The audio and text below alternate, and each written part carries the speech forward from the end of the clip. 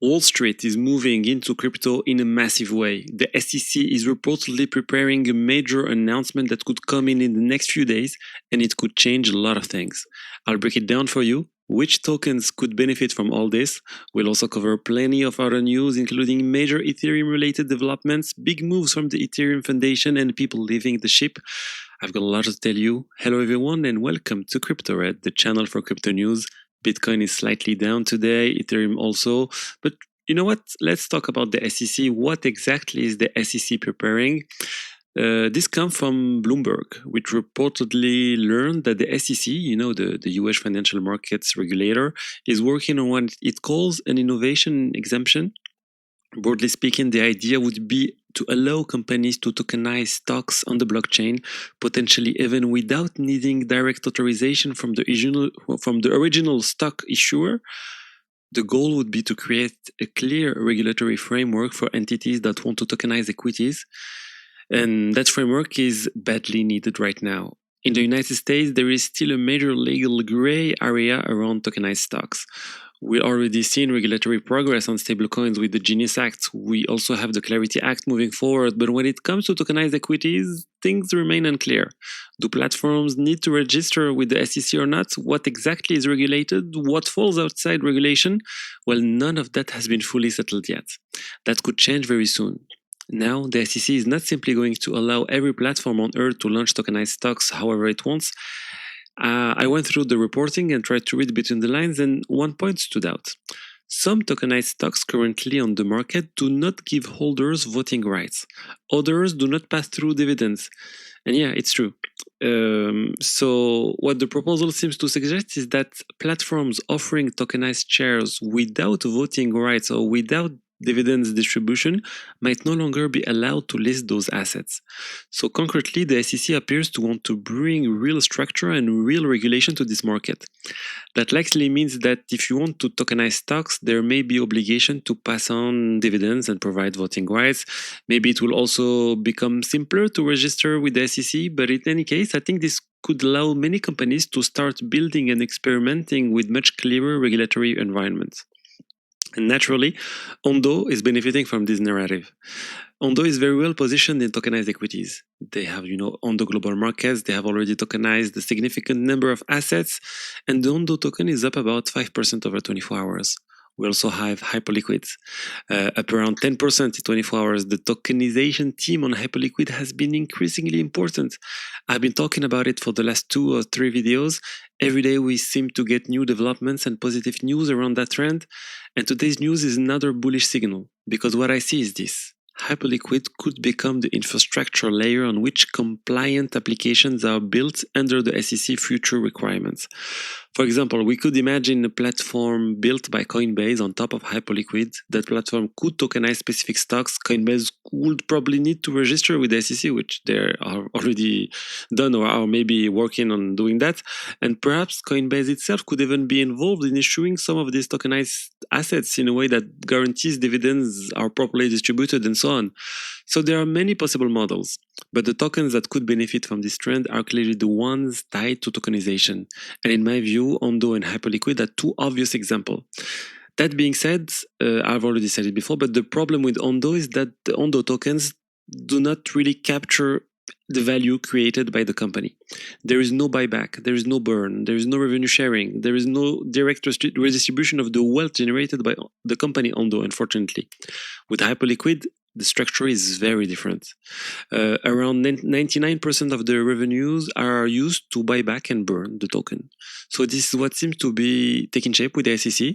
I think we are still at the very beginning of this story. It is going to continue developing, and to me, this also helps explain what we have seen over the past few days, with Coinbase and Circle partnering with Hyperliquid. I think they knew that a number of major developments are being prepared behind the scene, and that large players like them want to position themselves early. And this is also why BlackRock has been talking for so long about tokenizing everything. Larry Fink keeps repeating it every day. Every time he talks about Bitcoin or blockchain, he always talks about tokenizing everything. So yes, in 1 year, 2 years, 3 years, 4 years, we will see what the actual timelines looks like. But I genuinely believe that in the end, a huge part of finance will be tokenized, and that doing it on blockchain infrastructure will be far simpler than relying entirely on traditional markets.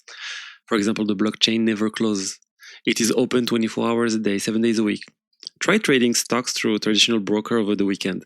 It simply will not work because the market is shut down, is closed. So tokenization, on the other hand, works all the time. Now we have to keep in mind that Wall Street itself is transforming to integrate, in fact, tokenization. We are already seeing with major platforms like the New York Stock Exchange and others which have launched initiatives around tokenized markets. So the real question is, are these traditional platforms going to create their own blockchains, or are they going to integrate with public blockchains? And who will become the ideal tokenization infrastructure first? Will Wall Street manage to take market share from crypto native companies like Ondo or Hyperliquid? Or will these crypto companies grow so much that they end up disrupting Wall Street itself? And in a way, yeah, we're also starting to see a convergence between both worlds. I recently saw a news story, in fact today, about a decentralized exchange that is going to offer perpetual contracts in connection with Nasdaq, in partnership with Nasdaq. At first, I thought, what exactly is happening here? Is Nasdaq starting to open itself to this whole new world? And the exchange in question is Ostium. It has existed for some time on Arbitrum.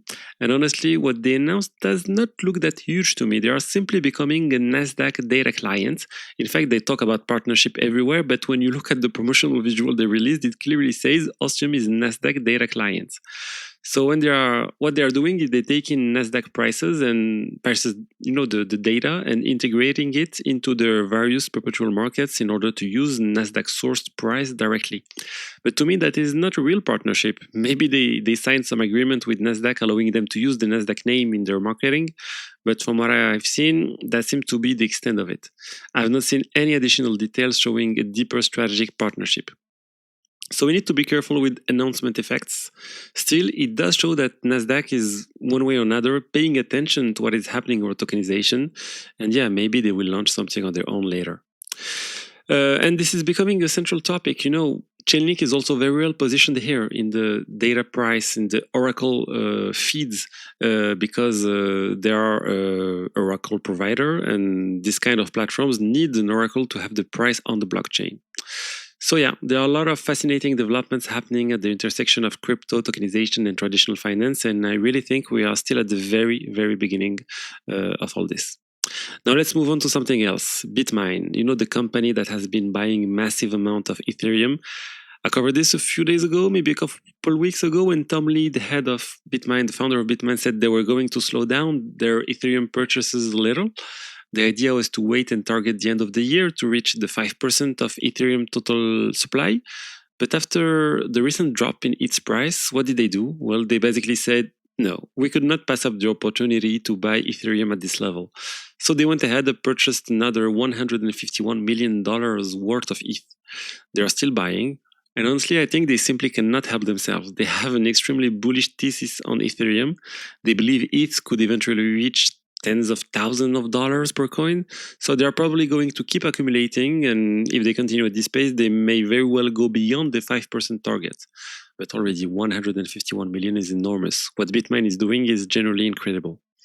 That said, not everything is bullish for Ethereum right now. There are also important developments happening within the Ethereum Foundation. We have seen a wave of departure involving senior figures and well-known developers. We have Barnabe Mono, we have Tim Beko, and others. They are highly recognized names within the Ethereum ecosystem. We have also Julian Ma and others who left the Ethereum Foundation. Unfortunately, we still do not know much about the reason behind this departure. What we do know is that there was a major leadership change at the Ethereum Foundation a few months ago. One of the co-directors left. The foundation also published the new manifesto.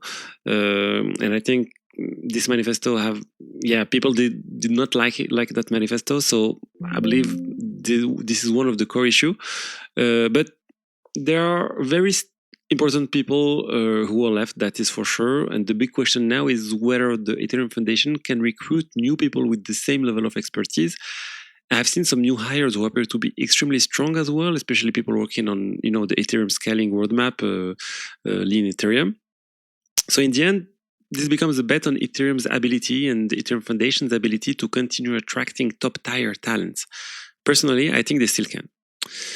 And now we will see where all these people go next. At this stage, we simply do not have enough details about their departure or their next moves. And I also think this is unfortunately one consequence of the Ethereum Foundation's policies of not allowing developers and researchers to hold stake or advisory position in other entities. We all remember the controversy around Ethereum researchers who had invested in fact, they were only advisor to Eigenlayer. And in the end, they had to give that up. And some of them eventually left to join other projects like Tempo, the blockchain being developed by Stripe. Because the reality is that you do not become rich at the Ethereum Foundation. If your goal is to make serious money, the path seems to be join the Ethereum Foundation, add that prestigious experience to your resume, and then move on to another company where you can actually earn hundreds of thousands or even millions of dollars. That is where the real money is. And honestly, from what I'm seeing, the biggest opportunities right now for a truly talented developer are probably no longer in crypto, they are in AI. I recently saw reports saying that in the US, around 10,000 people have built fortunes of more than $20 million simply as employees through stock options and equity compensation tied to the AI boom. That is absolutely incredible. Yeah. So yeah, speaking of Stripe, I come back to Stripe. I was just mentioning an Ethereum developer who left to join Tempo, the blockchain, and now we have Morpho. Morpho, the lending and borrowing protocol that competes with Aave, announcing that it will also launch on Tempo. Morpho has become a very serious player. It has actually surpassed Aave in terms of fully diluted valuation. So yeah, that is huge. But Morpho is going fast, and this new move toward Tempo is very interesting. Tempo is Stripe's blockchain built with a strong focus on payments, so this is good news for both Morpho and Tempo.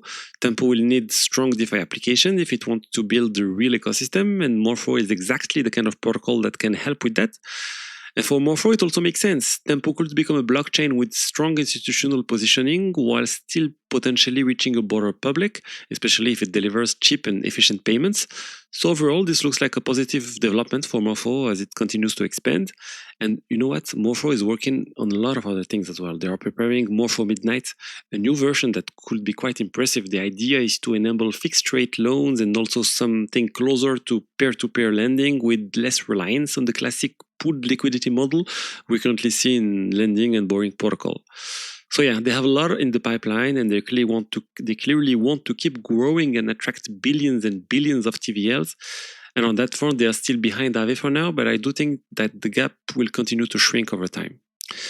And one last thing before we wrap up, I want to talk about STRC. I've talked about it quite a bit on this channel. STRC is strategy preferred stock product that you can buy. It is designed to trade around $100 and currently pays an annual yield of 11.5%.